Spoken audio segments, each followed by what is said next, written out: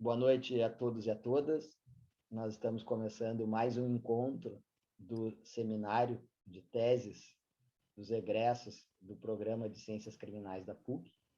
Meu nome é Marcelo Almeida Ruivo, para quem não me conhece. Sou professor aqui da Escola de Direito da PUC, do mestrado e doutorado em Ciências Criminais, onde coordeno uma linha de pesquisa de Direito Penal Empresarial e Comparado. É um prazer para mim receber aqui na noite de hoje um colega e amigo a quem eu acompanho nas pesquisas há muito tempo. O professor Gustavo Noronha de Ávila é mestre e doutor em Ciências Criminais pela PUC. Então, isso já diz um pouco, né? Nossa proximidade já vem de muito tempo. E nesse tempo todo eu pude acompanhar algumas características muito significativas do professor Gustavo Noronha de Ávila, que é professor do mestrado e doutorado, do programa de mestrado e doutorado da Universidade Unicesumar, em Maringá, no Paraná. Professor também da nossa co-irmã na PUC do Paraná, no campus de Maringá. E o professor entrou mais recentemente na PUC do Paraná, do que já está há mais tempo na Unicesumar, mas já chegou muito bem, sendo convidado para ser o coordenador de um curso que está sendo aberto, que é uma graduação em criminologia. O professor Gustavo, vou chamar assim para ficar um pouco mais curta a saudação, é alguém que eu posso garantir que gosta de cultura, é uma mente curiosa, é alguém que tem uma mente inquieta, que gosta de cultura, que gosta de criminologia comparada. Lembro algumas vezes dele mostrando livros que tinha comprado, e autores que eram pouco ou nada conhecido no Brasil, então escreviam em inglês, e aonde ele começava a mostrar um interesse por uma criminologia também que faz pesquisas empíricas, que conhece aquela realidade que muitas vezes falta para o processualista penal, para o penalista, que é efetivamente conhecer a empiria do fenômeno, o que está acontecendo. É uma das grandes vozes na universidade é quando a gente conhece o que está acontecendo melhor do que algumas pessoas que estão vivenciando aquela situação. E o Gustavo sempre teve essa ideia. É alguém que gosta de cultura, que gosta de ciência, que gosta de universidade, que gosta de docência. É um professor. O professor Gustavo Noronha tem pesquisas sobre psicologia do testemunho, e eu acho que essa foi uma das que mais trouxe notoriedade para a carreira dele em relação à tese de doutorado. Tem escrito e pesquisado sobre reconhecimento de pessoas.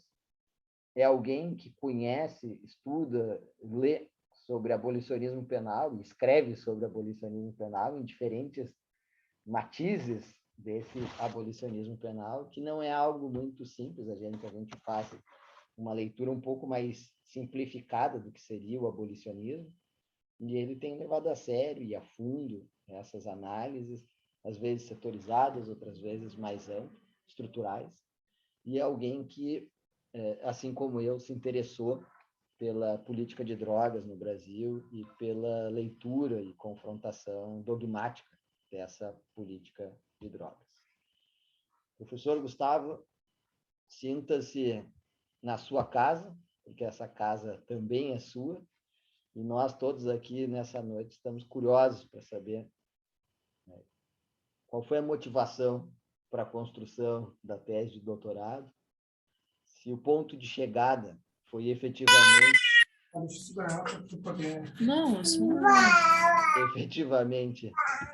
aonde se imaginava que ia chegar, e se a repercussão dessa tese de doutorado anos depois foi o que era previsto, surpreendeu o autor da tese, e o autor da tese também fez outros percursos, estudou outros assuntos, que, em sentido prático, valeu dessa experiência de construção da sua tese doutoral. Muito obrigado de ter aqui, Gustavo, e todos aqueles que ficaram curiosos já, mesmo antes de ouvir a primeira palavra do professor Gustavo Noronha, já podem procurar facilmente no Google, no academia.edu, que vai encontrar várias publicações do nosso palestrante de hoje. Tens a palavra, Gustavo. Bem, muito boa noite a todas e a todos. Quero dizer que é uma enorme honra e também uma alegria poder voltar à PUC do Rio Grande do Sul, que é realmente a casa que me formou desde a graduação até o pós-doutorado. Então, eu tenho muito orgulho de poder, né, ter essa experiência, essa imersão na PUC do Rio Grande do Sul e boa parte, né, se existe algum mérito, né, na minha pesquisa, né, na forma como eu tenho me situado academicamente nessas 2 últimas décadas, por assim dizer, com certeza os méritos, né, parte boa tem a ver com a PUC, né? E então eu sou muito feliz por poder, né, ser egresso desse programa. Eu sei que tem muitos que estão nesse programa nesse momento, que estão fazendo suas pesquisas de mestrado, doutorado. Quero dizer que vocês estão no melhor programa de ciências criminais da América Latina, que desde que eu deixei, né, o doutorado em ciências criminais em 2012, tem renovado seus quadros, né, com pesquisadores do Quilate, né, do professor Marcelo Almeida Ruivo, que é, né, um dos grandes nomes que a gente tem na dogmática penal hoje no Brasil, uma dogmática penal séria, né, uma dogmática penal que a gente não pode jamais chamar de asséptica e que tem consciência do seu lugar, né, ou seja, uma dogmática que é fundamentada desde a realidade, isso é fundamental e queria, né, Marcelo, também te homenagear nesse momento, aproveitando que a gente está sendo gravado, né, para também falar da minha admiração, falar, né, do quanto eu te considero um dos pesquisadores mais sérios que a gente tem na dogmática penal hoje, né, no Brasil. Aí o Rio Grande do Sul está muito bem servido, tu, né, o Paulo Vinícius, o Fábio, o Pablo, né, Alflen, vocês têm, né, uma constelação de craques no Rio Grande do Sul e que estão realmente preocupados com o que está acontecendo no nosso país e por isso mesmo não tem construído, né, muito antes pelo contrário, uma dogmática distante, né, dos problemas concretos. Então, te parabenizo por isso também, né, Marcelo, por ter tido cada vez mais essa representatividade, uma produção, né, de excelência e que efetivamente tem, né, trazido aí uma contribuição, né, ou para te homenagear e para homenagear também a tua segunda casa, né, Coimbra, um contributo, né, fundamental no sentido de poder alterar a nossa realidade de fatos. Eu quero pedir desculpas para vocês, né, o pessoal está sempre acostumado a ver os livros aqui atrás, né, nas minhas intervenções, nas minhas falas, mas a gente está num processo, né, de mudança aqui e hoje acabou calhando de seu auge, né, dessa mudança, mas efetivamente fiquem tranquilos que os livros estão todos preservados, eles estão em lugar seguro, né?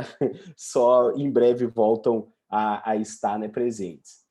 Bem, eu quero também parabenizar, né, o Marcelo, o professor Nereu, por essa iniciativa de poder compilar as teses de doutorado produzidas no programa, já aí, né, imagino quase 10 anos, né, da primeira defesa de doutorado do programa, e é uma oportunidade muito valiosa para a gente que estuda, que pesquisa, porque a gente pode voltar ao nosso objeto de pesquisa, a gente pode realmente traçar esse percurso, esse itinerário que o professor Marcelo também colocou, né? Afinal de contas, quais conclusões que eu cheguei, quais foram as conclusões que me parece hoje estejam prosperando, né, no debate dogmático penal, aliás, dogmático processual penal e também, né, criminológico, de certa forma, e quais são, enfim, eu não vou falar tanto das fragilidades da tese, eu deixo, né, para vocês julgarem, ela está disponível, o professor Marcelo muito bem referenciou, tem um perfil no academia.edu,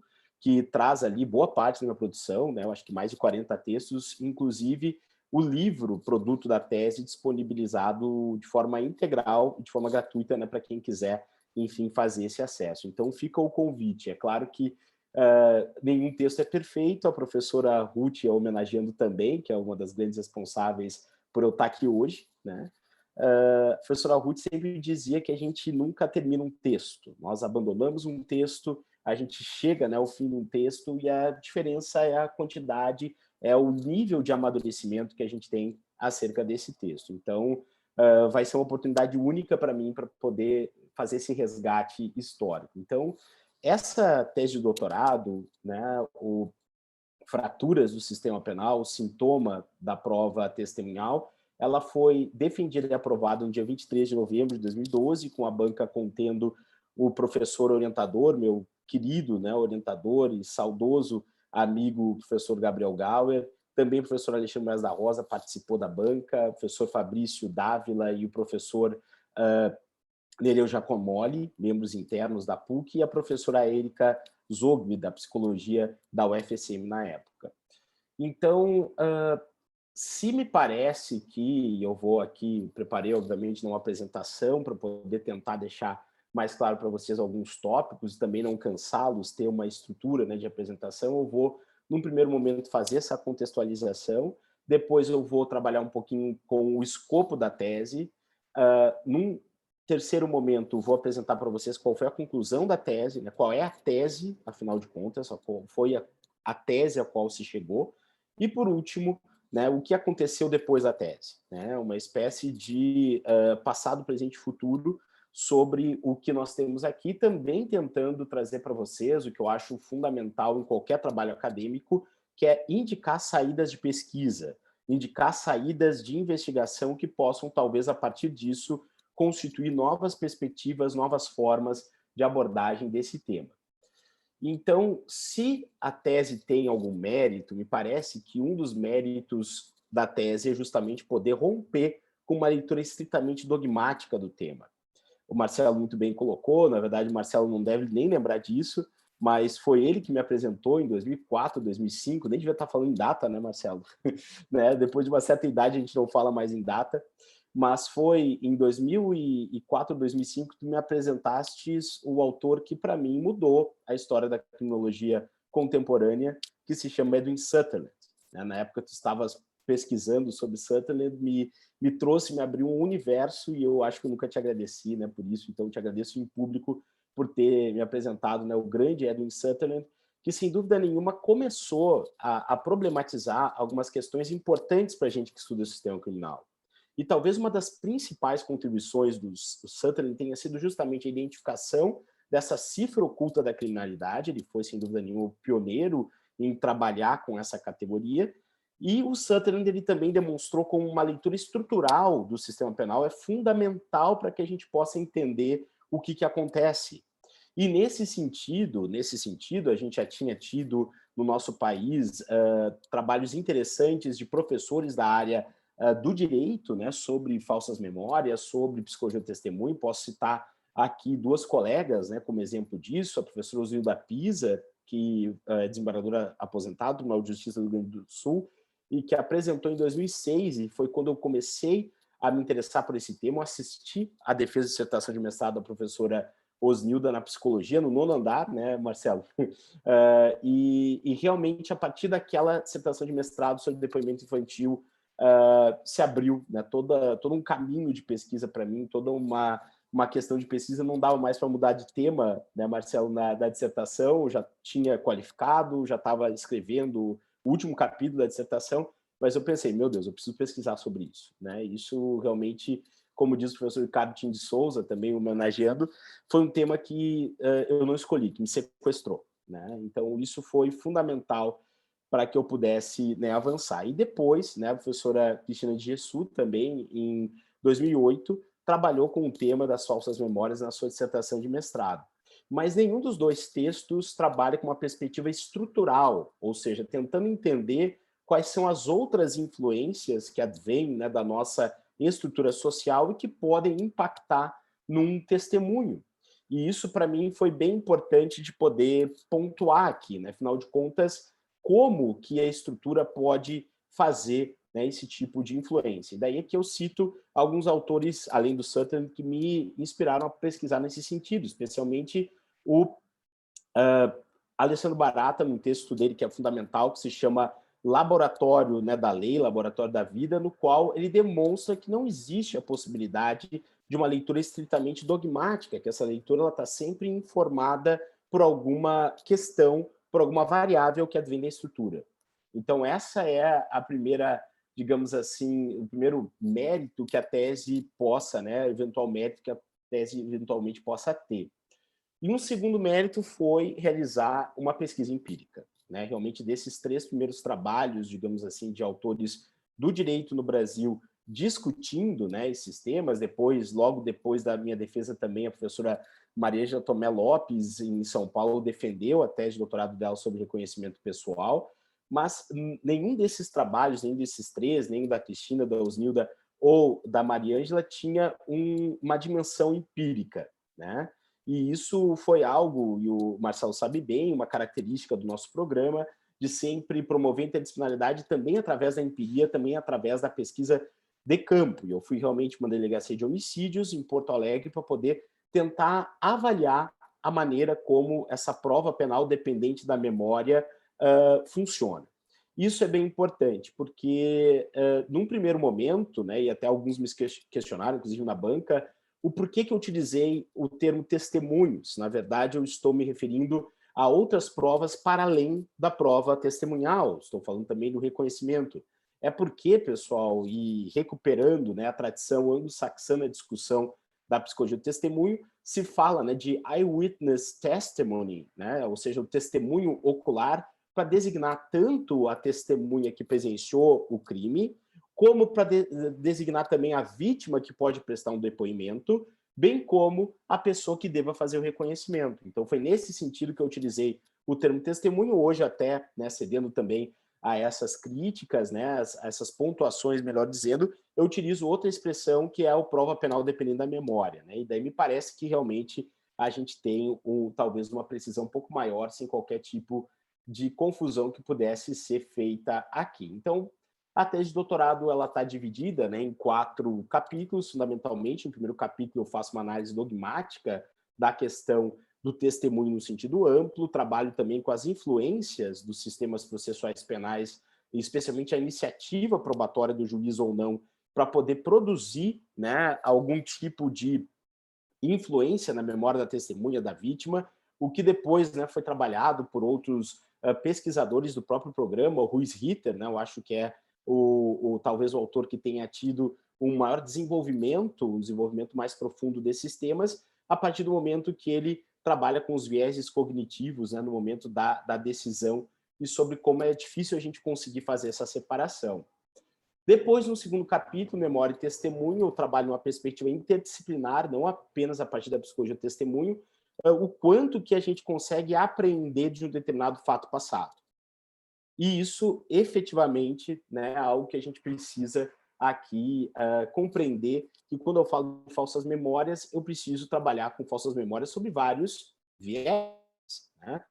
Trabalhar apenas com a perspectiva da psicologia de testemunho, apenas com a perspectiva jurídica, até porque se eu estou designando uma falsa memória, ou seja, uma lembrança de algo que não aconteceu, ou que se aconteceu, o enredo, né, foi diferente daquele que está sendo narrado, sem dúvida nenhuma, eu preciso partir de uma concepção de verdade.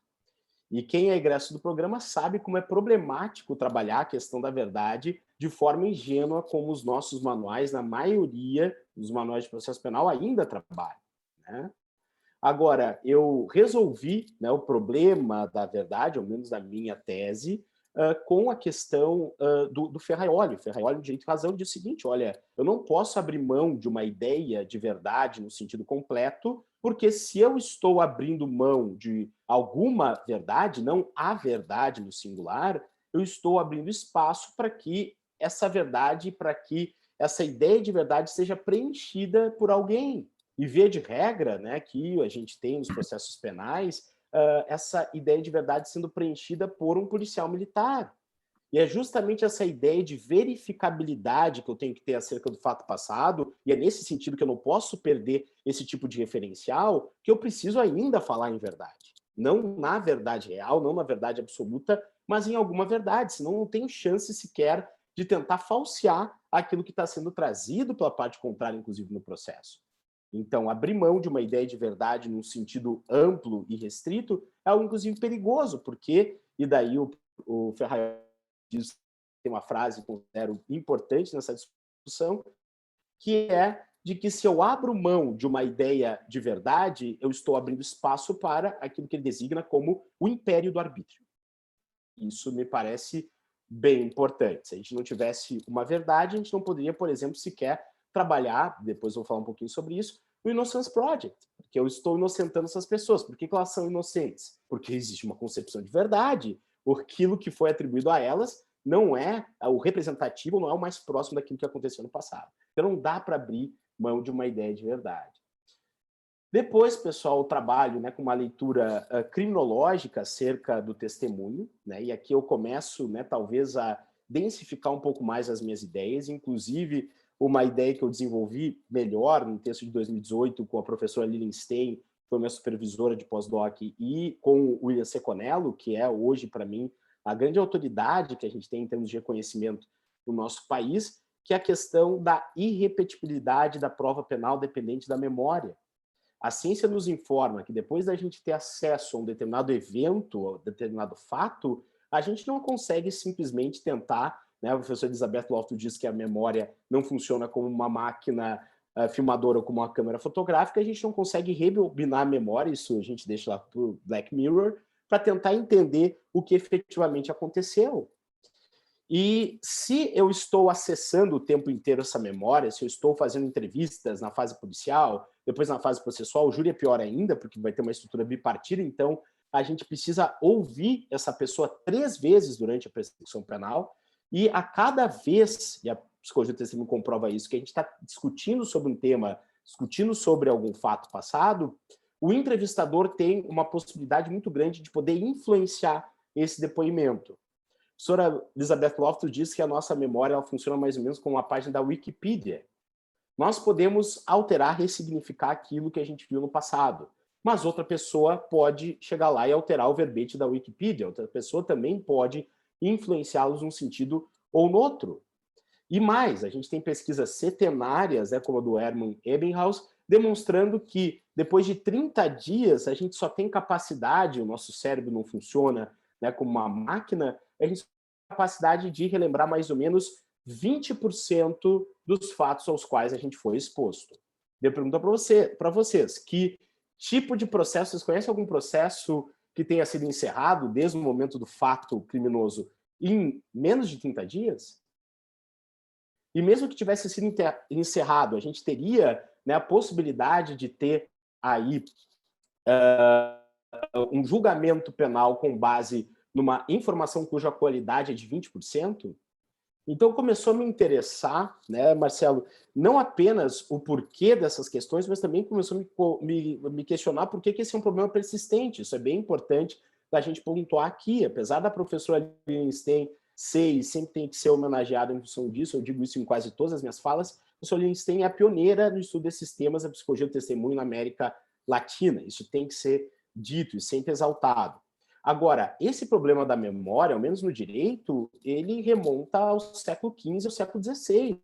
A gente tem tratados escritos, né, em latim pelo Próspero Farinati, que o Marcelo com certeza conhece nos seus trabalhos sobre a tentativa, que vão dizer o quão inconfiável é uma prova testemunhal. Então, o que surpreendeu para mim não foi tanto a pesquisa sobre psicologia do testemunho, porque a gente já tinha notícia no Brasil, a partir, né, do pioneiro trabalho da professora Lilian, sobre o quanto que as nossas práticas elas estariam dissociadas, né, daquilo que a ciência acaba recomendando, daquilo que o estado da arte da psicologia do testemunho recomenda num certo sentido. A minha curiosidade acerca da leitura sobre a estrutura é o seguinte: por que a gente permanece atrelado a esse movimento? Por que a gente permanece atrelado a uma perspectiva quase que intuitiva de produção da prova ou da evidência lá na fase do inquérito? E para trabalhar com essa questão, me parece que a gente precisa ampliar os horizontes e a estrutura não pode ser excluída desse debate.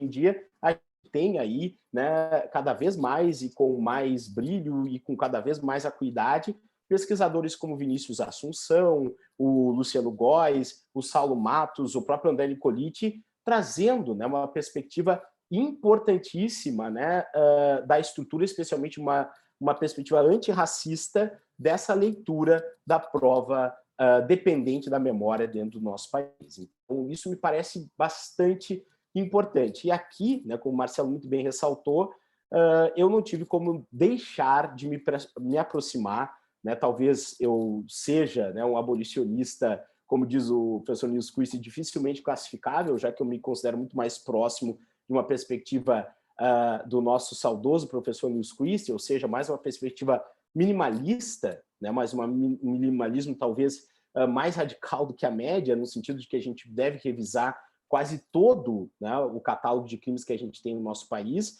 E a aproximação com o abolicionismo ela me surgiu justamente no momento que eu percebi que a prova penal dependendo da memória ela é extremamente frágil e ainda assim a gente segue julgando, condenando e processando com base nesse tipo de evidência, né? Isso aparece no terceiro capítulo, essas aproximações, eu faço, né, uma distinção, depois isso virou um artigo, né, enfim, publicado aqui na revista do Sesumar, sobre um diálogo um diálogo fictício entre o Ferraioli e os abolicionistas, né, que esse é um aspecto muito pouco explorado da obra do Ferraioli no nosso país, até porque a tradução para o português do Ferraioli acaba suprimindo partes importantes, né, do texto original do Direito e Razão, e uma das partes é justamente o debate que o Ferraioli faz com os abolicionistas. E o Ferraioli é um cara muito inteligente, ele é esperto, ele vai direto, ele vai, né, digamos assim, na estrutura mais radical do abolicionismo a partir da discussão com Max Stirner, né, que é um sujeito vinculado, um pensador vinculado a uma perspectiva anarquista, né? Depois, no quarto capítulo, eu trago, né, enfim, as minhas observações de uma delegacia em Porto Alegre, né? Eu tento, depois que eu construí toda essa ideia, né, de psicologia do testemunho, eu tento comparar, afinal de contas, o quanto que isso existe na prática, o quanto que os nossos investigadores, escrivães, delegados, eventualmente, acabam incorporando isso nas suas práticas, né? E algumas conclusões, né? Eu acho que a principal tese que eu colho daqui, né, é que se a prova penal, dependendo da memória, não pode ser considerada, ao contrário do que diz o artigo 155 do Código de Processo Penal, como uma prova penal repetível, ela é uma prova irrepetível pela sua característica, pela sua especificidade, pela sua complexidade, pela sua maleabilidade, né, estrutura de memória, eu não posso dizer que essa prova testemunhal ela é repetível. E alguns vão dizer, nossa, prof, mas então se tu queres antecipar, eu já escrevi 2 textos sobre isso, né, um com o professor Rafael Toé, aqui de Maringá, e também outro já citado com o professor Aline Stein, com o professor William Seconello.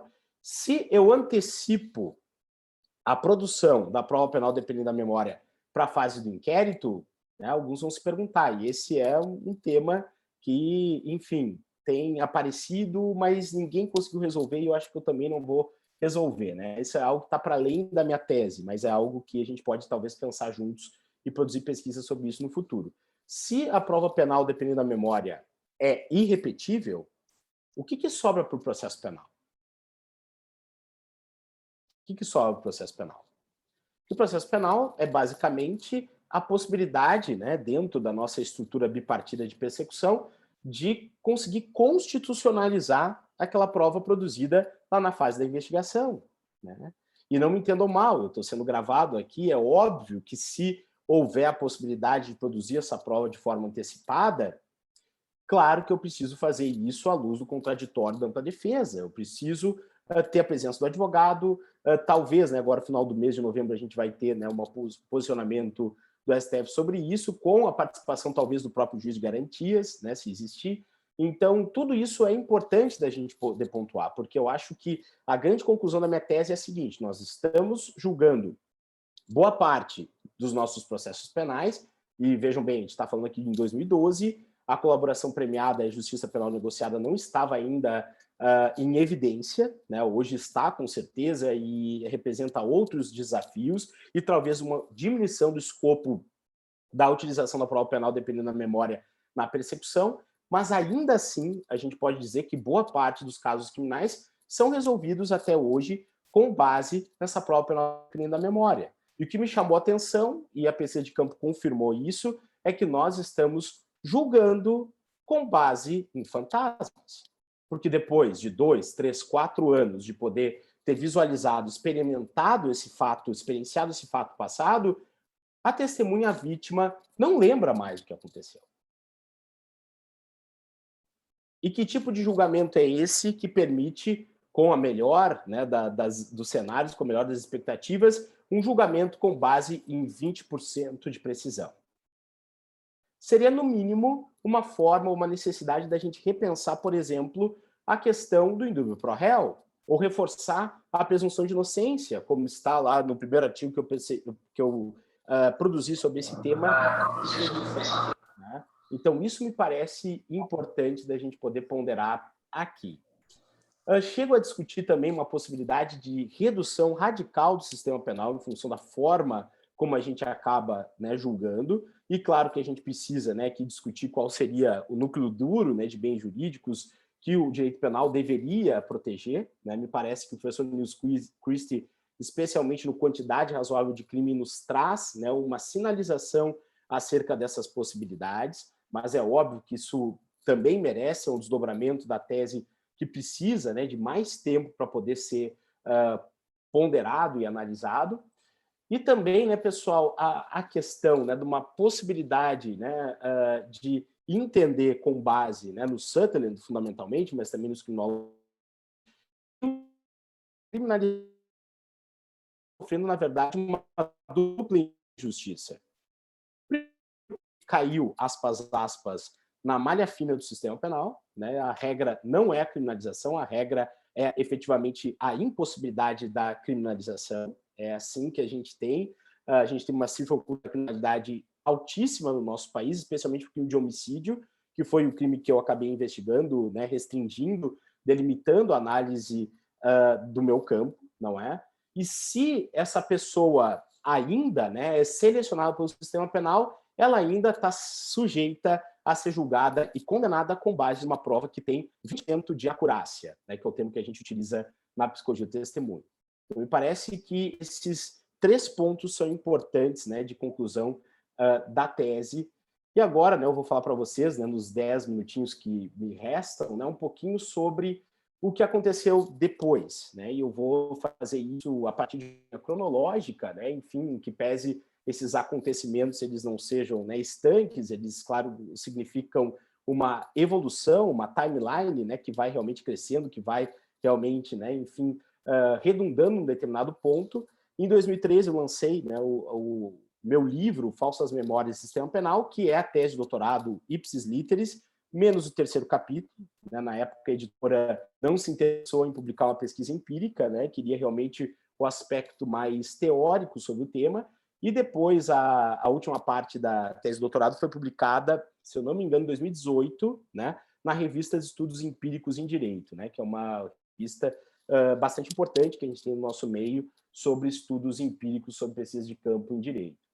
Depois, entre 2014 e 2015, esse é um marco bem importante, porque significou quase como se fosse uma segunda tese de doutorado, né, num curto espaço de tempo, então foi um período quase que insano, porque eu tive a honra de poder participar numa equipe coordenada pelo professor Lindstein, eu fui o pesquisador executivo, de um estudo financiado pelo Ministério da Justiça, pelo IPEA, né, pelo PNUD também, que é o órgão de prevenção ao crime das Nações Unidas. Eu tive a oportunidade de participar do primeiro levantamento nacional de práticas de entrevistas, né, e de reconhecimento de pessoas no Brasil inteiro. Então, a gente foi para 5 regiões brasileiras e entrevistamos mais de 80 atores, entre delegados, policiais militares, promotores de justiça, juízes de direito, ou seja, as pessoas que participam dessa produção de prova. E a gente chegou à conclusão, e na verdade, me parece que uma frase do professor Roy Malpass, professor da Universidade de El Paso, no Texas, que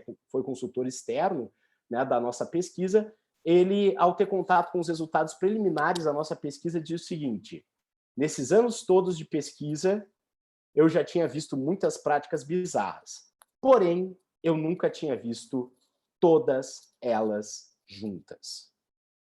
Falando da realidade brasileira. Parece, né, que a partir disso também dá para dizer, né, pessoal, que o resultado da tese acabou sendo confirmado por esse estudo muito maior, muito mais amplo, né, de caráter nacional, com uma equipe de pesquisa enorme, né, e efetivamente interdisciplinar, e que acabou chegando a um resultado, a uma conclusão parecida com aquele que eu visualizei no campo quando produzi, né, a minha tese.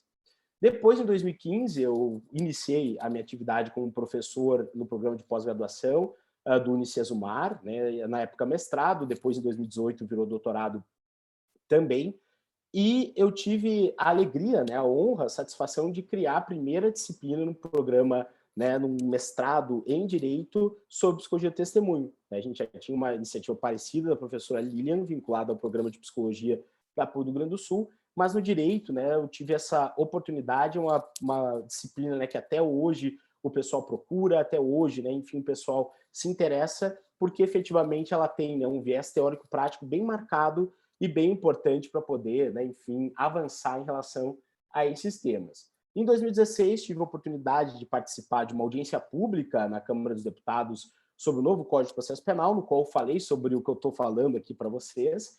E assim, é um momento, né, Marcelo, de alegria, porque a gente percebe, nossa, que interessante, né, poder, enfim, levar nossa pesquisa para uma casa tão importante na estrutura democrática brasileira, mas, ao mesmo tempo, um momento de certo desânimo, preciso confessar para vocês, porque a gente percebe como essas audiências públicas funcionam, né? Os deputados, eles estão, né, ali, eles chegam, batem o ponto, voltam para os seus gabinetes, né? São poucos os deputados que permanecem do início ao fim na audiência pública, mas ainda assim tentei, né, passar um recado de que nós precisamos finalmente poder atualizar, poder compatibilizar anos de prática, né, de prova penal dependendo da memória no nosso país com o estado da arte da psicologia do testemunho. E em 2017 tive, né, a oportunidade, a honra de ser convidado para participar como consultor do Innocence Project Brasil, que atualmente está funcionando na FGV de São Paulo, né, e que tem trabalhado de forma incansável para conseguir libertar pessoas que são sabidamente inocentes ou estão presas provisoriamente ou foram condenadas e estão cumprindo pena.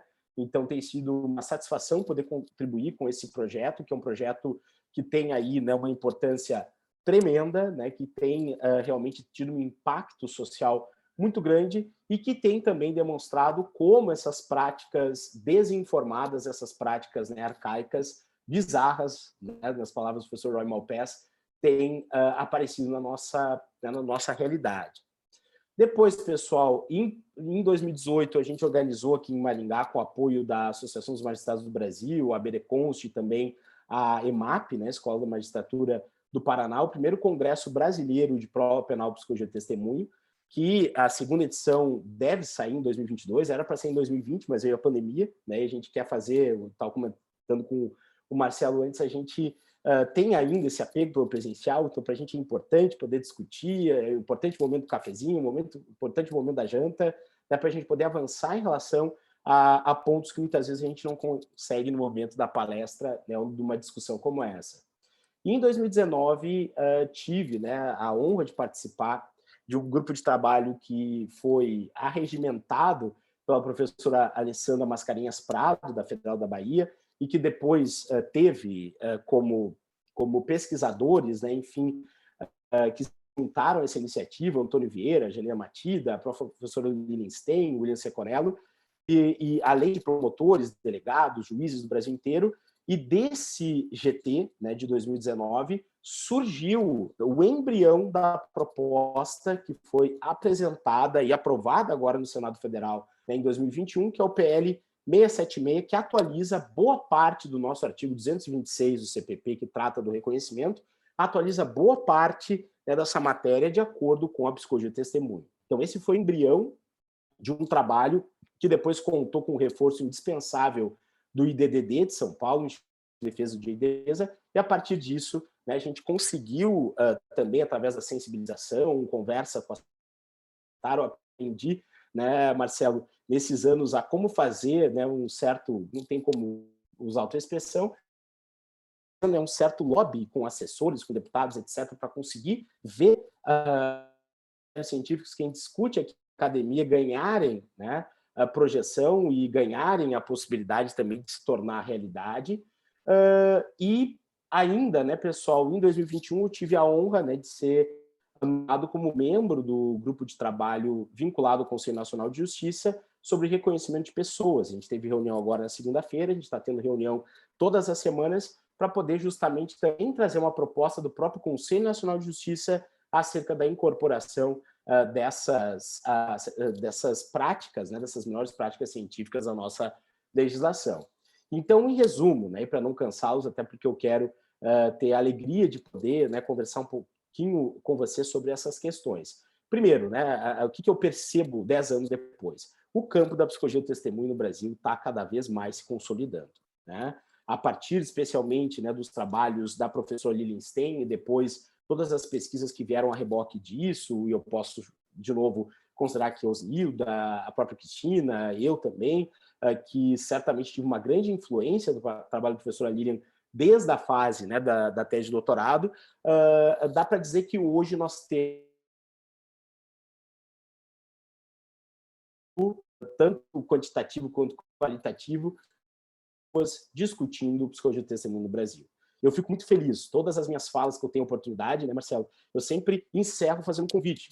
Bora estudar psicologia do testemunho. Vamos estudar isso aqui juntos, porque quanto mais, melhor. Né? A gente não precisa aqui, né, dividir o espaço, a gente não precisa aqui, né, cada um brigar pelo seu espaço. O espaço tem que ser compartilhado entre todos, porque tem, infelizmente, até hoje, inocente sendo preso em função dessas distorções. Enquanto isso acontecer, né, isso significa que mais um tem que se juntar à causa. Também posso dizer para vocês que esses erros judiciários têm sido divulgados, têm sido mediados, né, dos órgãos de comunicação com uma frequência cada vez maior. A gente tem, eu não imaginava em 2012, um quadro no programa fantástico da Rede Globo chamado Projeto Inocência, que cada vez que existe uma vitória do Innocence Project, existe uma espécie de reportagem / documentário sobre o que aconteceu naquele.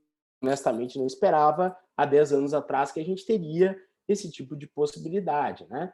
E, obviamente, a questão da movimentação legislativa, que é um campo, uma trincheira que eu não considero que a gente deva abandonar. E, aparentemente, pode parecer contraditório ter uma perspectiva, né, de redução do sistema penal, mas, ao mesmo tempo, está brigando, né, para que nós tenhamos critérios mais aperfeiçoados, mais eficientes, critérios mais amadurecidos em termos de tratamento da prova penal, dependendo da memória, mas entre continuar criticando, né, de fora e tentar fazer alguma coisa dentro do lado, né, do legislador, olha, se eu conseguir, com o meu trabalho, se eu souber no futuro que ele impactou ou impediu uma condenação de inocente, vai ter valido a pena.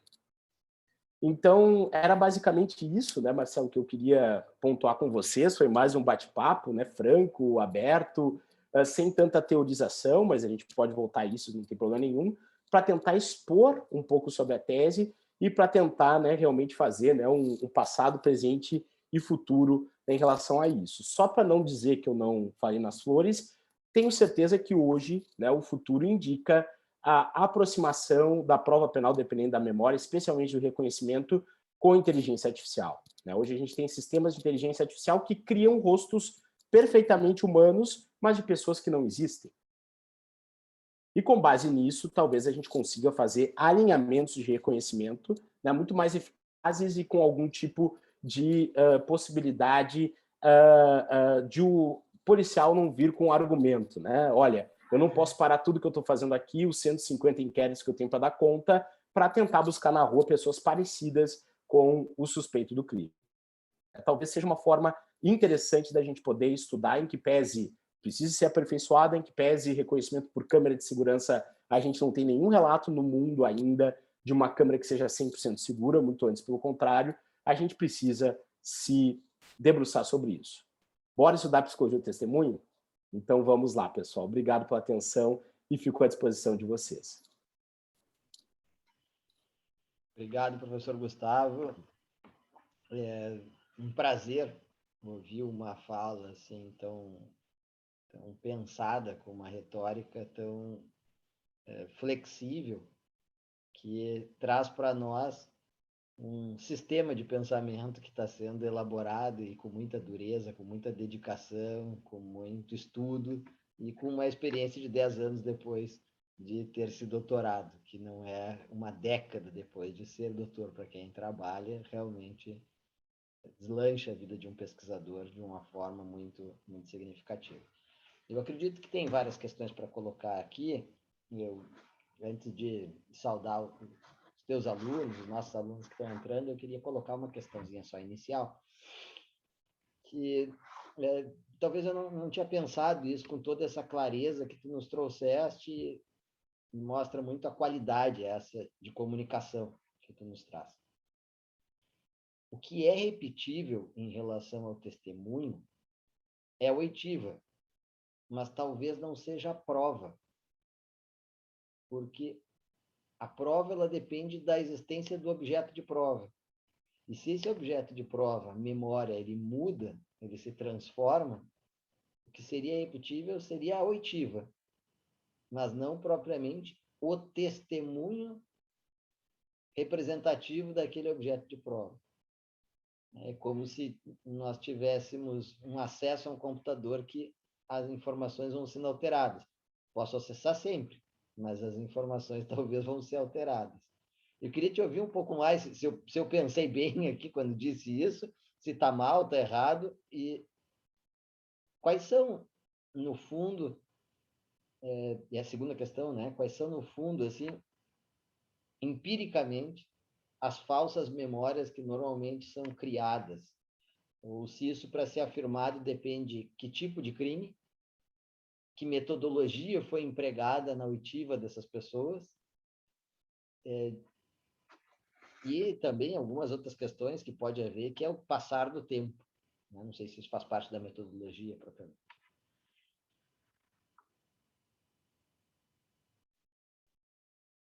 Acho que está só o áudio fechado. Claro, claro.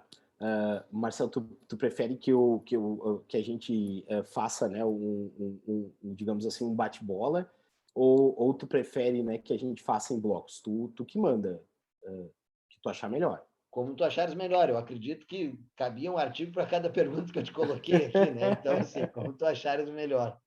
Não, com certeza, né? Na verdade, né, não sei se eu compreendi bem, né, Marcelo, a pergunta sobre a questão, né, da oitiva ser irrepetível, mas a prova, né, não sendo. A questão é que quando a gente tem, né, um acesso à memória, né, dessa testemunha, esse entrevistador ele tem a possibilidade de alterar, né, essa memória. Então, a partir do momento em que essa ativa é realizada, né, em determinada situação, em determinada circunstância, e a gente tem, por exemplo, né, a utilização de perguntas fechadas, que são, né, perguntas repetidas, perguntas que admitem só um tipo de resposta, e elas são aquelas que trazem com maior eficácia a criação de memórias, né, de acordo com pesquisas, né, dessas últimas décadas da psicologia do testemunho. Se a memória essa testemunha ela foi, ou dessa pessoa que presenciou o delito, ou da própria vítima, porque para a psicologia de testemunho não existe, né, uma diferenciação, como a gente tem no processo penal, entre vítima e testemunha. Né? A vítima tem interesse no resultado do processo, a testemunha ela tem que ser imparcial. Agora, dentro da estrutura da psicologia de testemunho, vítima e testemunha, elas não se diferenciam, porque a estrutura de memória é a mesma. As duas têm, né, uma condição neurológica que é a mesma de poder dizer, né, de poder, enfim, relatar, de poder narrar o fato passado.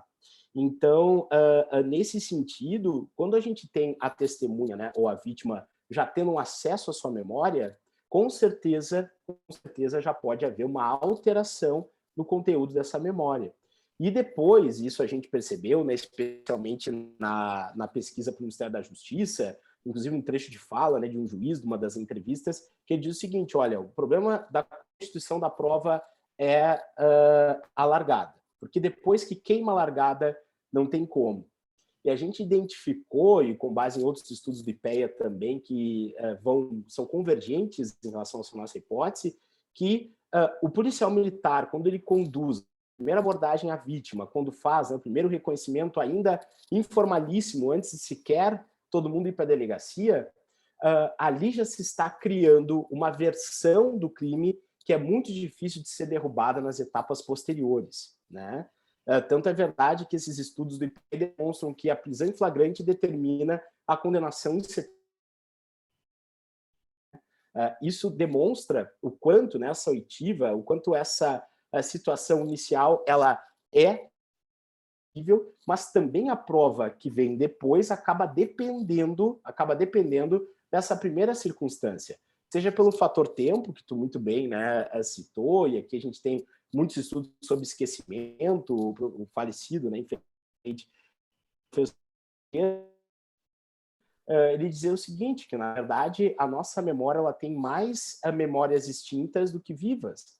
Tá, para o Marcelo, o que ele fez ontem, né, tu vai dizer, olha, ontem eu fui para a universidade, dei minha aula, depois fui para o escritório, trabalhei um pouco, produzi aqui um parecer para a RBC Crim, depois eu fui para casa, né, descansei um pouquinho, assisti um filme no Netflix e fui dormir.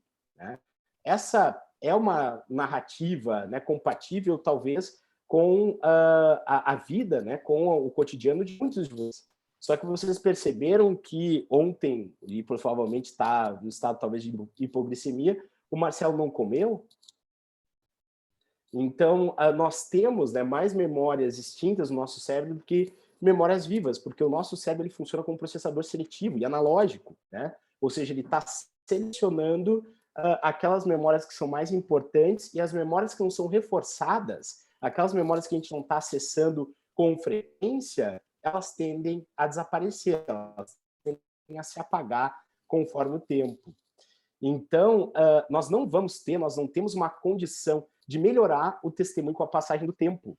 E por isso que eu tenho dúvidas em relação à possibilidade de dizer que a prova, né, não seria também irrepetível, né? Porque essa prova, quando ela vai ser produzida perante o juiz, e por mais que a gente se acautele com as garantias da ampla defesa e do contraditório, nós precisamos nos perguntar, afinal de contas, que contraditório é esse? Será que esse contraditório com uma efetiva participação e possibilidade de reação, ele está informado, ele está de acordo com o devido processo penal, no sentido qualitativo?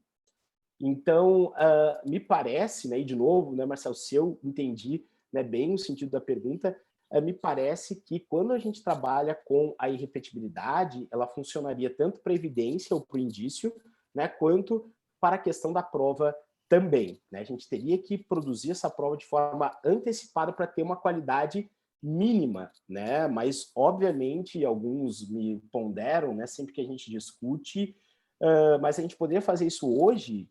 Talvez não. E eu preciso reconhecer que talvez a gente não tenha condições culturais para poder admitir essa produção antecipada de prova hoje, a uma, porque, infelizmente, a gente não tem uma estrutura, né? Vocês sabem que as defensorias públicas, especialmente o Estado do Paraná, a Defensoria Pública do Rio Grande do Sul tem uma estrutura muito mais adequada do que a do Estado do Paraná, que foi uma das últimas a ser constituídas. Vocês terem uma ideia, aqui Maringá, que tem uma região metropolitana de 400 mil habitantes, a gente tem 3 defensores públicos, sendo que apenas um faz defesas exclusivamente criminais. Então, é claro que a gente precisa se perguntar se haveria a possibilidade de um contraditório efetivo na delegacia, né? E talvez precisemos realmente de uma estrutura mais adequada para que isso possa acontecer. Mas é o caminho, digamos assim, o horizonte que a gente precisa mirar, sob pena de continuar cometendo injustiças, né?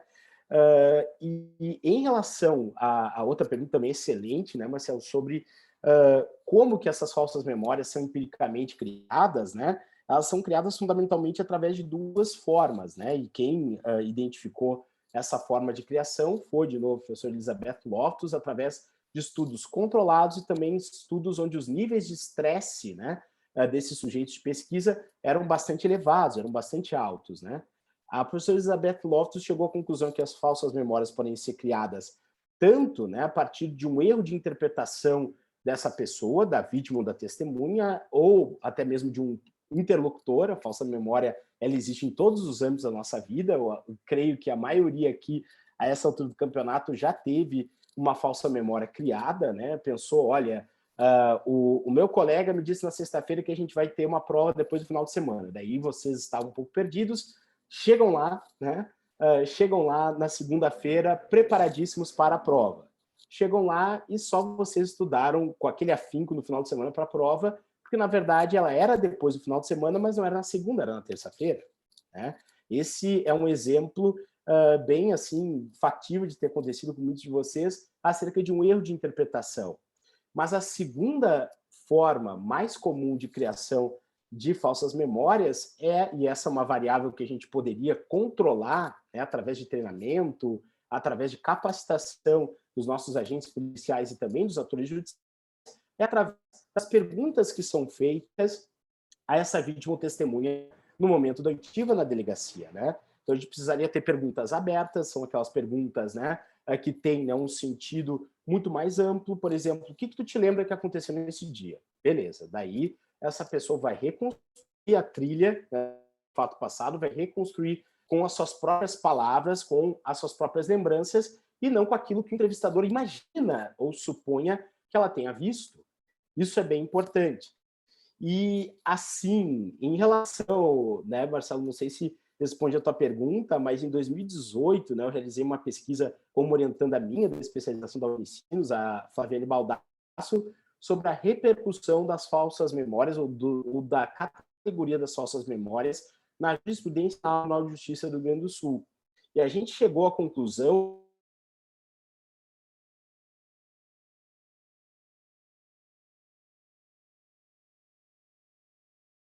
a pessoa tinha sido, né, supostamente vítima de um abuso sexual com 3 anos de idade, e ela foi ouvida quando ela já tinha 10 anos de idade no processo penal. Então, é claro que nessa situação, o desembargador ele considerou que o lapso temporal entre o fato da oitiva né, qualquer possibilidade de registro ou de fidedigna de uma memória, com um mínimo de acurácia, porque efetivamente essa pessoa, e a gente sabe que a memória da criança é muito maleável, a memória da criança é mais sugestionável que a de um adulto, a gente tem diferenças, se a gente for partir para neuropsicologia de memória de crianças entre 0 a 2, 2 a 4, 4 a 6 anos de idade. Então, imaginem o quanto mudou, né, a compleição de memória dessa pessoa entre 3 e 9 anos de idade, né? É muita coisa.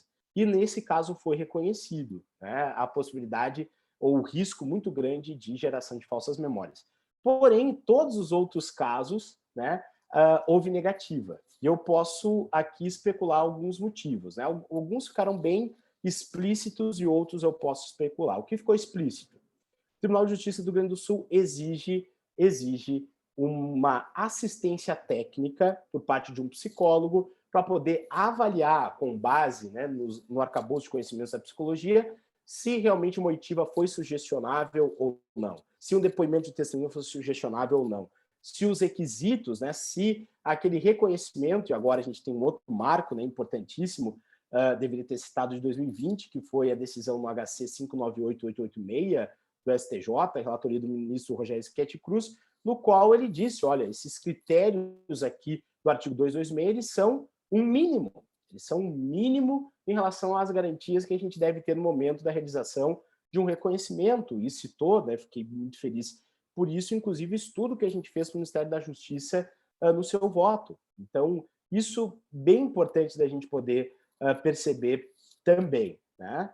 Mas, para todos esses julgados, o Tribunal de Justiça do Rio Grande do Sul, e a gente percebeu um incremento fantástico de mais de 500%, né, de recorrência, de frequência da utilização desse termo na jurisprudência do Tribunal de Justiça do Rio Grande do Sul. Entre 2005 e 2017, houve um crescimento de 500% na incidência, né, na citação a essa categoria das falsas memórias. Então, o primeiro argumento para não utilizar, não ter, né, a palavra técnica, não ter a palavra de psicólogo para poder apontar nesse sentido. E uma segunda questão é claro, só a gente tem que ter a minha culpa, nem tudo são falsas memórias. Nem sempre nós vamos ter lugar às falsas memórias. Daí talvez, não sei se era esse sentido, né, Marcela pergunta, mas tu tem razão, que a nossa memória ela tem sim condições de registrar fatos passados e de poder trazer informações mais ou menos precisas sobre ele, se formos instados a fazê-lo. Só que existem práticas, existem, né, formas de a gente conseguir trazer uma informação em melhor qualidade e em maior quantidade também na investigação e no processo, né? Então, essa metodologia, né, para a testemunha, a entrevista cognitiva, né, que é utilizada em várias versões no mundo todo, é a mais conhecida, e com certeza tem uma chance muito maior de colaborar com a própria investigação. Agora, por outro lado, o reconhecimento pessoal, ou reconhecimento fotográfico, ele também precisa de critérios claros, ele também precisa de critérios que sigam as ideias da psicologia do testemunho. Por exemplo, regras simples que podem ser começado a ser utilizado amanhã nas nossas delegacias não são, por exemplo, olha, entre as pessoas que eu estou te exibindo aqui, que eu estou mostrando para ti, pode ou não estar a pessoa da polícia que seja responsável pelo delito. Por quê? Porque se eu não der essa instrução, nós temos, né, uma probabilidade muito grande de essa vítima testemunha escolher qualquer um daqueles que estão sendo apresentados. Né? Então, existem sim metodologias, existem muitas pesquisas nesses últimos 30, 40 anos, e a grande pioneira da fase experimental, digamos assim, da psicotestemunha é a professora Elizabeth Loftus, e sem dúvida nenhuma a gente pode, né, tentar, né, Marcelo, mensurar mais ou menos a questão das falsas memórias, uma metodologia, né, de verificação a partir do não cumprimento desses critérios indicados, trazidos, né, pela psicologia do testemunho. Hoje se discute também no Brasil, que é outra possibilidade, e daí, enfim, eu sou voto vencido, junto com um pesquisador que o Luiz Inocente, meu orientando, que está aqui presente, conhece muito bem, né, que é o Luiz Borri. Nós defendemos que a cadeia de custódia da prova penal ela também se aplica à prova penal dependendo da memória, e não apenas à prova científica. Tudo porque hoje nós temos também ciência para produzir prova penal dependendo da memória. Então, foi-se o tempo no qual nós só tínhamos ciência no processo penal para poder fazer o DNA, para poder fazer identificação com base no fio de cabelo, etc, etc. Hoje nós temos, né, 40 anos de psicologia de testemunho, de pesquisas que vão, né, nos indicar o que seria o mais adequado dentro de determinados contextos. Então, isso é bem importante da gente poder ponderar também, né? Mas eu espero, né, meu amigo Marcelo, que seja só o início de um debate, né? Que a gente possa, daqui a pouco, aí produzir pesquisas em conjunto sobre isso também. Seria uma grande alegria. Excelente, Gustavo. Já fiquei curioso para ouvir essa explicação da cadeia de custódia na prova testemunhal e vamos fazer acontecer o nosso evento no ano que vem, juntando as PUCs, para podermos ouvir melhor essa questão. Eu acredito que já tem algumas perguntas aqui no chat e não sei se tu consegues ler, ter acesso a elas.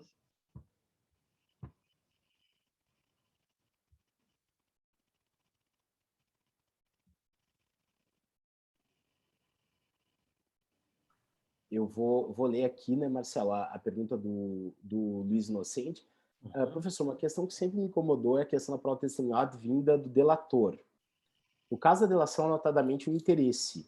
Todavia, supondo que esse interesse não sobressaia sobre o testemunho, pensando que o delator será sincero, como não se deve ser, você acha que deveria ser um tipo de depoimento que deveria ser feito desde o primeiro momento e já com acesso ao contraditório?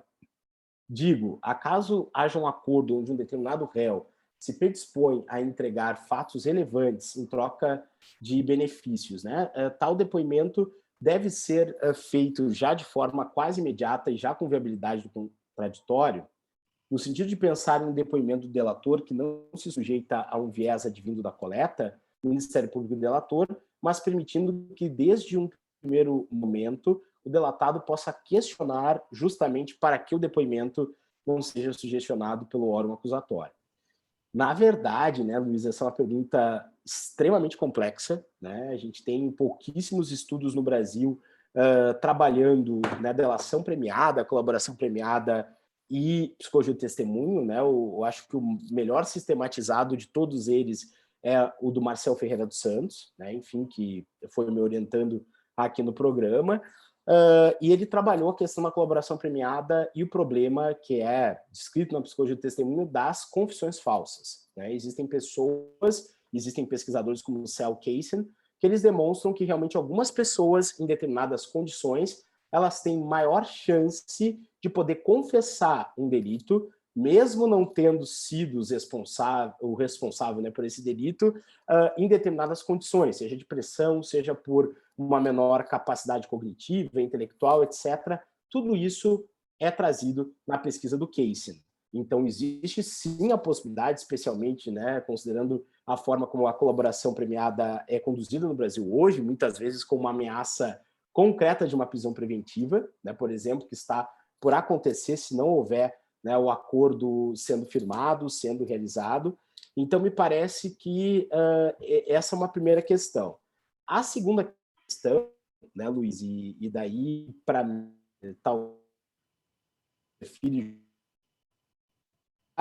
é que, para mim, a justiça penal negociada no Brasil, ela ainda não é, né, ela ainda não é um fato consumado, no sentido de que a gente precisa ter, o professor Diogo Malan tem pesquisa, né, bem importante sobre isso, mostrando a incongruência e compatibilidade dos acordos de colaboração da delação premiada, né, esse último termo, dentro do Brasil. Parece que está falhando um pouquinho.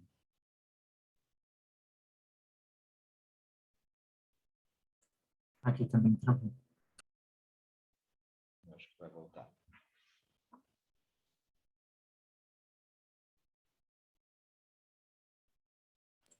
Ixi, aí. Beleza, perdão por isso, a internet tem oscilado muito, né, nos últimos dias aqui, né, em Maringá. Mas assim, pessoal, estava comentando, né, que para mim a colaboração premiada, ela ainda, né, não é um fato consumado, né? A gente tem no Brasil muitas incongruências em função, né, da origem desse dispositivo, que é um dispositivo de justiça penal negociada, que pode ser perfeito para um sistema anglo-saxão com base no precedente, mas que é, né, um sistema muito desafiador para uma tradição romano-germânica, na qual nós temos aí princípios que estão em jogo e muitas vezes são ignorados, como o direito ao silêncio, né? Como assim? Eu preciso confessar para obter o benefício, né? Mas ao mesmo tempo alguns vão dizer, não, mas então se transforma numa fraude se eu não tenho, né, aqui nenhuma possibilidade de eu contribuir com a investigação, com o processo, e ao mesmo tempo eu quero todos os benefícios, né? Então a gente tem, me parece, aí um caminho a ser superado. Então, nós precisamos pesquisar, né, sobre isso, né, Luiz? E nesse sentido, me parece, né, que a tua pergunta ela vai ser respondida, né, ao longo do nosso, da nossa aplicação, né, da justiça penal negociada, e não simplesmente, né, de forma pronta. Né? Mas se eu precisasse repetir, né, para ti, me parece que o próprio contraditório constitucional é mais um entrave, né, para a questão da colaboração premiada. Talvez o trabalho do Borre, né, sobre a corroboração, a prova de corroboração da delação premiada, venha a trazer alguma luz sobre isso, né, porque justamente se defende ali que a gente tem sim a possibilidade de se trabalhar com ampla defesa e contraditório, e então, portanto, quem é advogado delatado vai ter acesso amplo a todos esses elementos, né, de informação, talvez no momento posterior, mas de forma quase que imediata. Né? Não sei se respondi, né, meu amigo Luiz, mas é uma pergunta realmente complexa e que está em permanente construção, né? E me posicionei aqui como aqueles que não consideram que a colaboração premiada seja um fato consumado, muito antes pelo contrário. Se a gente considerar dessa maneira, problemas como o que tu trouxeste vão seguir acontecendo com cada vez mais frequência, né, no nosso sistema de justiça criminal.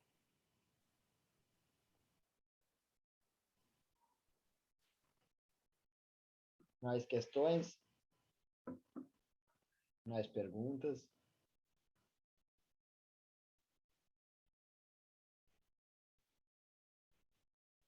Enquanto o pessoal pensa um pouquinho mais, eu aproveitar, Gustavo, e fazer um comentário. Estava ouvindo com atenção no que você ia falar sobre a colaboração premiada. Claro que a implementação da cultura de colaboração e da cultura de uma justiça que não é só adversarial, mas também pode ser negociada no Brasil, ela não vem com muita tranquilidade, porque a nossa cultura talvez até social é um pouco adversarial.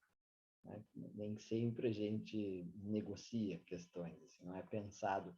O desenvolvimento do capitalismo aqui não é tão negocial que nem em outros espaços. Ele é mais conflituoso.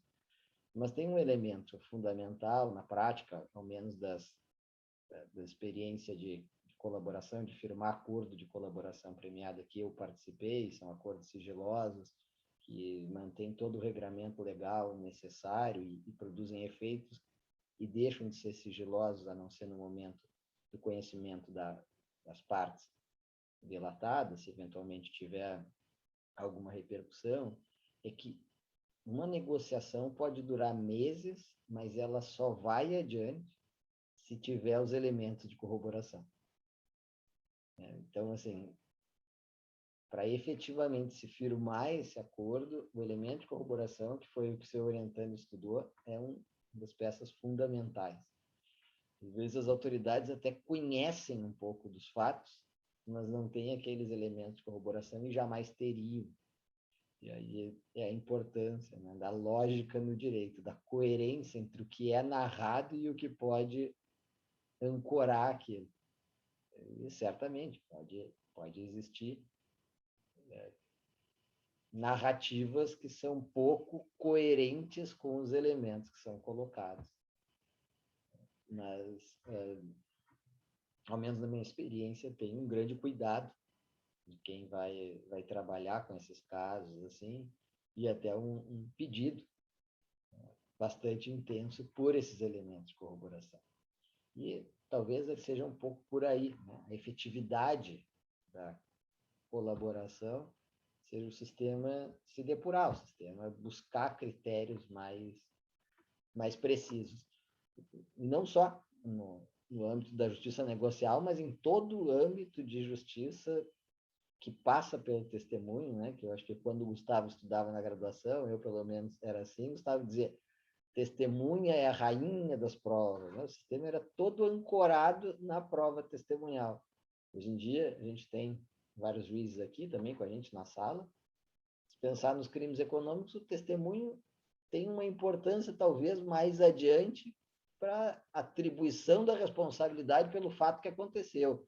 Então, é autoria e participação um pouco. Assim, porque a prova é uma prova, muitas vezes, dada em cima de outros elementos. E aí, pessoal, mais perguntas? Considerações?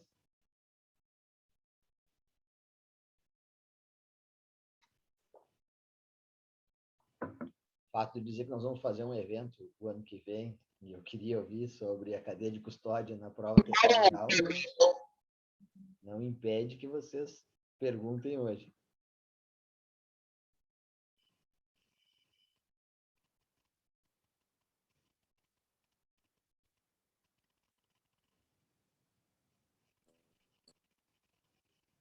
Eu acho que o Luiz escreveu de novo aqui, Gustavo Nava.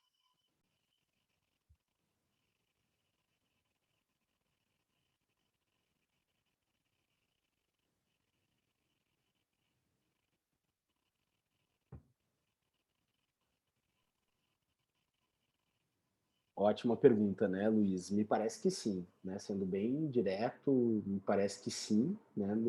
E a gente tem visto, e claro, né, Marcelo, a gente percebe, né, que realmente existem muitos profissionais que atuam de maneira, né, extremamente correta, né, que seguem todos os princípios, né, eticamente corretos, né? Tu, Walter, citando dois exemplos, né, para a gente.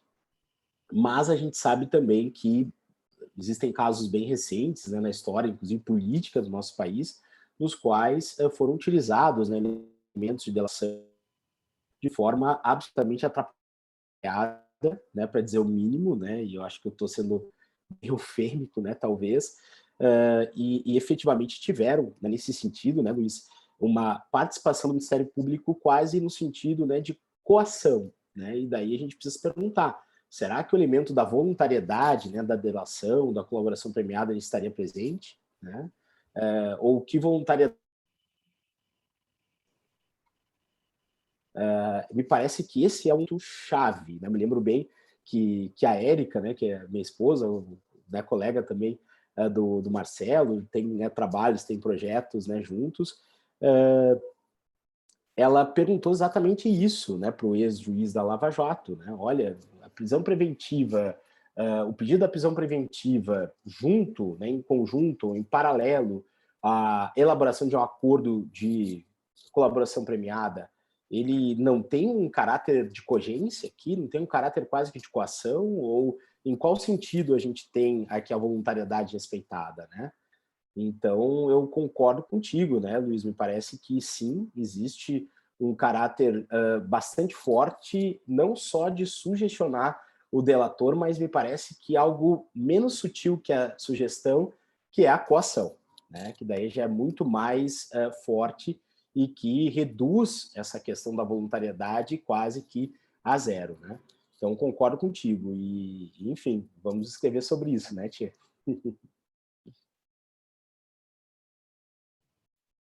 Obrigado, Gustavo. Não por isso.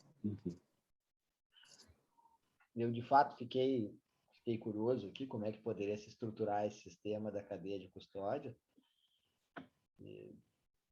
de acompanhamento e de uma possibilidade eventual de repetição por colocação de outras perguntas que surgiram depois.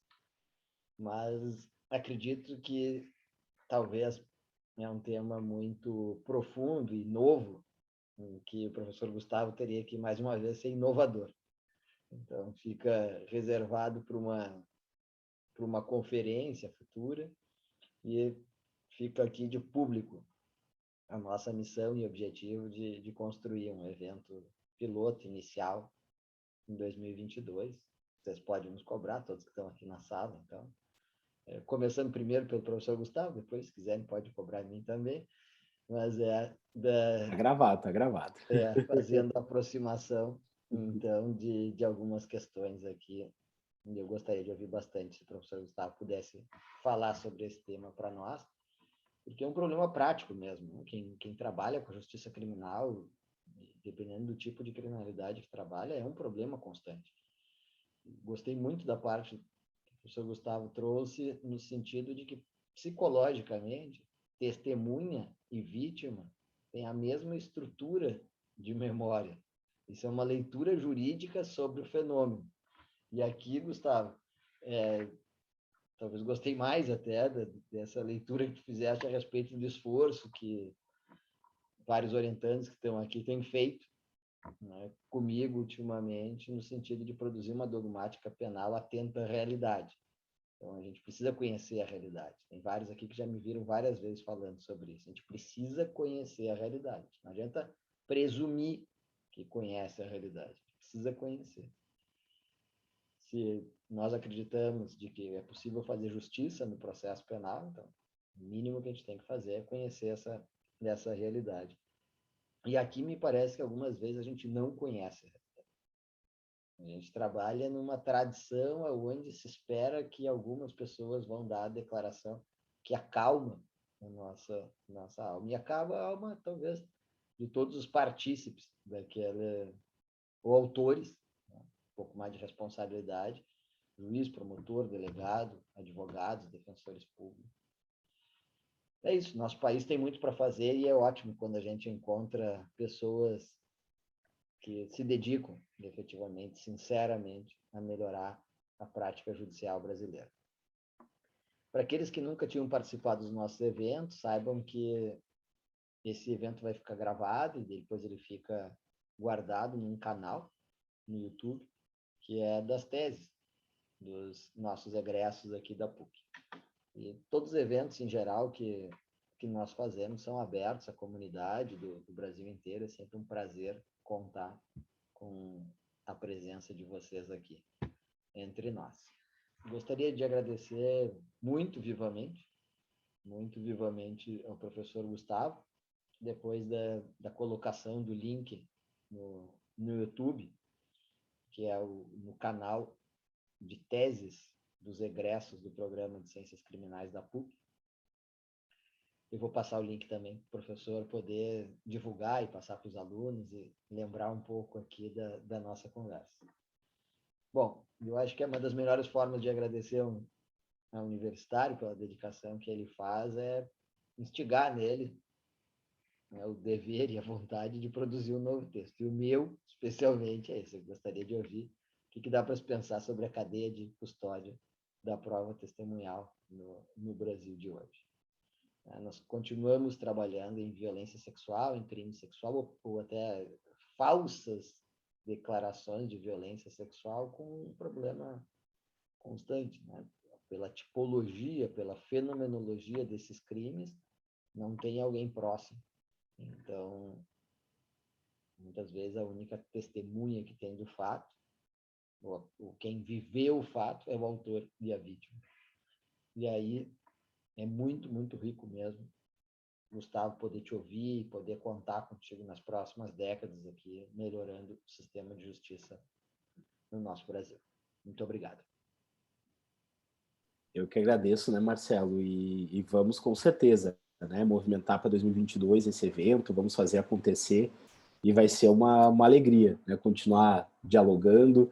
Logo, logo, né, estou indo aí para o Rio Grande do Sul, as festas de final de ano, né, dessa vez vai dar para ir. Então vamos combinar, né, da gente tomar nosso café e alinhavar, né, todas essas atividades conjuntas, vai ser uma baita alegria. Ótimo. Muito obrigado. Então, pessoal, agradeço a todos que estiveram aqui com a gente. Nós vamos continuar sempre tentando fazer os nossos encontros nas quartas-feiras de noite. Sigam o canal, divulguem para os amigos e conhecidos de vocês que vocês considerarem que pode ajudar. Muito obrigado.